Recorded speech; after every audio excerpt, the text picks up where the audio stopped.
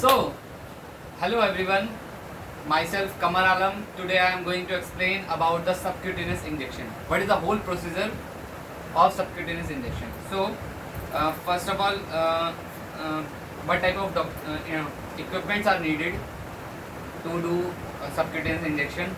These are sterile gloves, and these are medicine, and this is cotton, and this one is syringe, and this is sterile tray. They put all these in this sterile tray, and this is my dummy. You can see. And first of all, we wash our hands according to international rules. So we take the sanitizer, and after taking the sanitizer, we start rubbing our hand like this, and this one like this.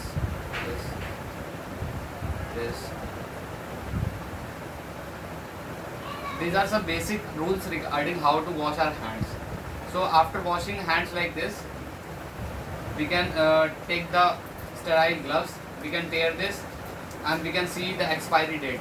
First of all, we see expiry date. After seeing the expiry date, we can tear this, and this is a class A medical waste we put in this column. After tearing, we get these gloves like, and these are the gloves. We start wearing gloves.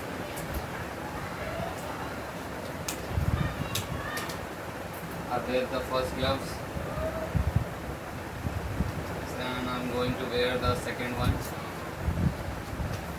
After wearing the gloves, let me introduce you with this medicine. This is a medicine, we call it as gentamicin, and after this we can open the syringe, cap of the syringe, and after that we insert in this and start filling the medicine inside the syringe.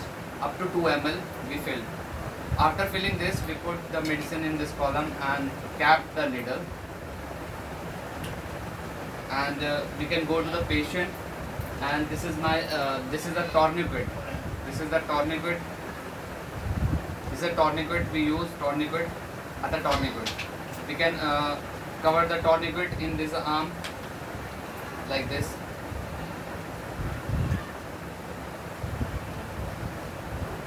Tourniquet.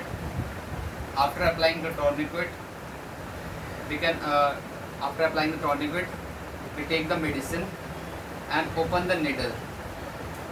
So first we are doing in our dummy. So we know that subcutaneous injections are put at an angle of 45 degree. So after that we can perform this experiment on the dummy. So this is my dummy.